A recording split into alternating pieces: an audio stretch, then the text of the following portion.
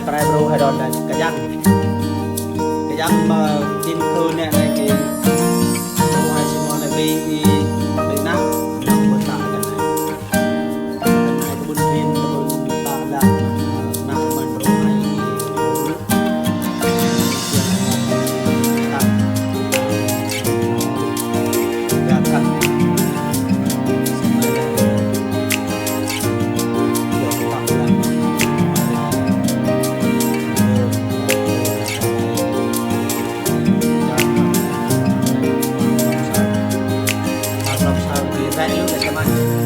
tạo này cái đang xe tăng ai ấy thằng cứ đang tạo tôi trên bản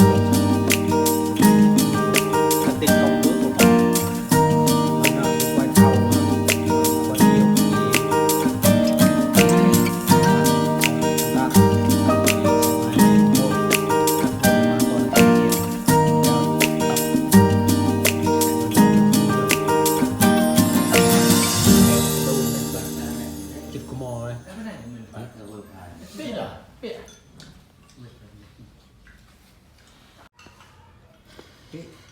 để hoàn thành được một cái răng của người Vân Kiều thì không đơn giản. Trước tiên phải chuẩn bị chạy lạt, nhưng mà trước khi chạy lạt thì chọn tre. Về việc chọn tre cũng rất là đặc biệt. Nếu mà chọn những cái tre mà không cẩn thận thì nó không đảm bảo. Mà khi đem về nhà thì chẻ lạt xong phải để trên sàn sàn của người Vân Kiều để cho nó có cái mùi hương khói, cho nó có cái độ chắc, độ bền. Đấy. Để chúng ta thấy rất là cầu kỳ. Một cái răng như vậy là đan mất phải ít nhất cũng phải 1 đến 2 ngày. Đấy. Đây quý vị thấy đây là lạt bọt đồ thì quý vị thấy không? Là 4 đến 5 công. Đây là lạt đây để chuẩn bị đan.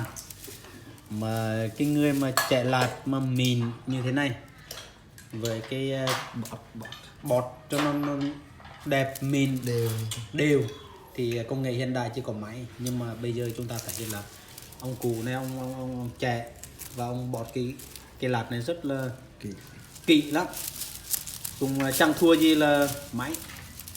Đó. Nhưng mà muốn như thế này thì phải là cần cù, siêng năng, chịu khó. Quý vị thấy đấy, đây là cái tip đừng sôi.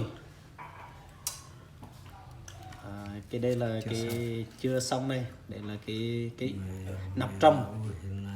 Đó. Nhiều công đoạn lắm, nhiều công đoạn. Anh em thấy phía trong cái tip là đâu phải đơn giản đâu.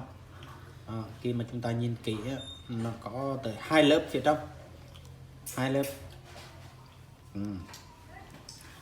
Anh em nào mà nhìn sơ qua và nhìn thoáng qua thì có vẻ như đơn giản, nhưng mà khi mình nhìn kỹ cái về kỹ thuật làm rất là công nghệ của người xưa, rất là cầu kỳ. Đây là cái nắp đẩy lại. Đấy. Đấy. Đây là cái tip tiếng người Vân Kiều này là khâu. Cái này là để đừng sôi thì có thể để lại trong vòng 1 ngày mà nó không bị không khô, không bị thiêu, có thể nó giữ cái sôi trong đấy vẫn là mềm. Đó là kỹ thuật của người Vân Kiều khi sinh sống ở trên vùng núi. Mà bây giờ thì khi mà công nghệ hiện đại thì ít người Vân Kiều nghĩ đến cái dụng cụ này. Thường họ đi tìm ngoài chợ để cho nó tiền và nhanh. Nhưng mà họ quên đi cái dụng cụ ngày xưa là cái mà rất là đặc biệt, ít người có thể dùng và nghĩ đến. Đấy. Chúng ta thấy đấy là cái răng mà người Vân Kiều hay sử dụng đi tuốt lúa trên đồi, trên rẫy, hoặc là các chị em phụ nữ đi ven sông ven suối, đi hái rau hái gì đó cũng mà đem theo cái này. Đó, cái này là cái răng. Vì thấy cái đường mà ông cụ đây, ông đàn cái này rất là tỉ mỉ, rất là đẹp. Đó. Anh em nào cần, nếu muốn sử dụng và làm kỷ niệm thì liên hệ với tôi có thể kết nối với ông cụ, có thể bán giúp cho ông. Một cái này hiện tại là 250.000, mà đối với 250.000 thì một số người rất là khó kiếm, giống như là người ông cụ này thì rất là khó khăn. Nói về 250.000 thì rất là xa vời, nhưng mà đối với một số anh chị em có điều kiện thì 250.000 thì không là vấn đề gì cả. Thì chúng ta không tiếc gì, chúng ta vừa mua để làm kỷ niệm mà vừa chúng ta giúp ông cụ. Ông cụ hiện tại là ông sống một mình. Bây giờ hiện tại ông cụ đang giữ cháu. Chúng tôi đang đến thăm nhà ông cụ đây. Bên kia anh em thấy, bên kia một chiếc. Đấy. Chút nữa thì tôi sẽ cho quý vị sẽ gặp ông cụ để cho quý vị cùng thấy mắt ông cụ. Đây, công việc của ông cụ đây. Hàng ngày vừa giữ cháu mà vừa đan được mấy cái này thì tìm các ông cụ già người Vân Kiều bây giờ rất hiếm gặp, rất là hiếm có. Cảm ơn mọi người. Vâng, chào quý vị, đây là ông cụ đây. Ông cụ mà làm cái răng này. Anh gì? Mà làm này độ 18 mà lại đồn mà làm cái này. Ôi, tay này là trong lòng khó nhất bất cứ tạo là cái này nó khó nhất lương này. Khó nhất. Khó nhất.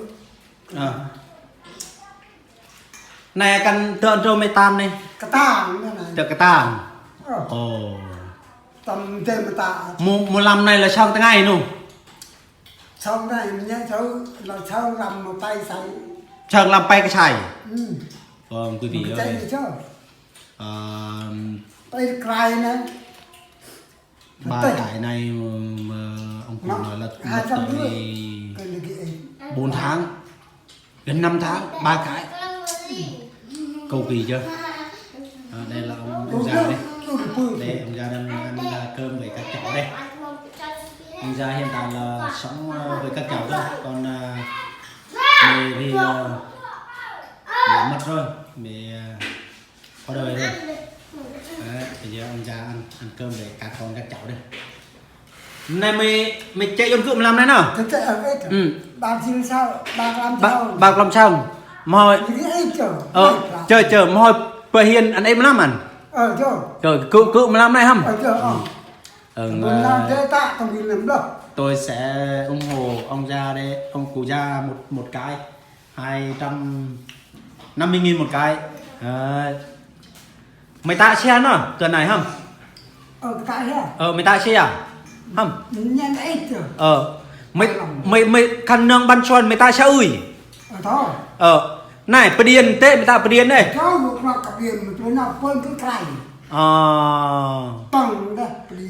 Cứ đôi bà ta rui cụ mò cài mà sẽ ui đây đồ cụ mò cài mà tôi ta biết cài. Vâng, muốn làm cái mâm để mà đựng xôi đó quý vị. Phải chọn đúng cái dây mây mà đúng với cái nguyên chất của dây mây mà để đan được cái mâm để đựng xôi á, chứ không phải là đơn giản.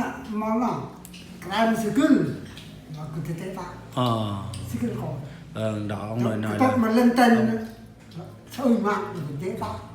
Thành cái em cũng ngày mai sau chiếc lại Ừ.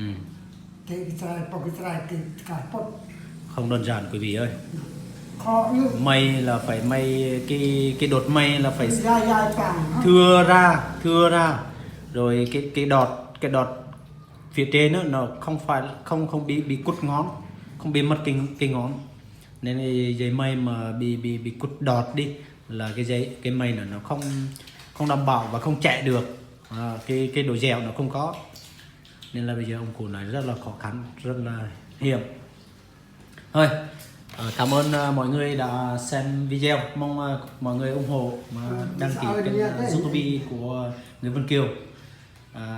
Rất mong sự đóng góp của quý vị và mời mọi người cùng có thể là ai muốn ủng hộ ông cụ già thì liên hệ với chúng tôi qua số điện thoại 0335 212 470 thì có thể mua để cất ở nhà và đứng đồ và làm kỷ niệm. Mà đây là dụng cụ của người Vân Kiều khi ông cụ còn sống, mà chắc cái lớp trẻ sau này ít người chịu khó để đan được cái này đâu. Bây giờ con ông cụ đây tan này là bao này tan này cái tan này cái sai này ông nói là cái tip của đun sôi thì nhanh, mà con cái này thì lâu khó hơn. mấy cái món này chơi chích tôi chứ bên từ quần chích Buồn gì chung tuổi tôi mà tôi buồn gì gần 80 rồi, gần 80 tuổi rồi. Thôi cảm ơn mọi người nha, chào mọi người.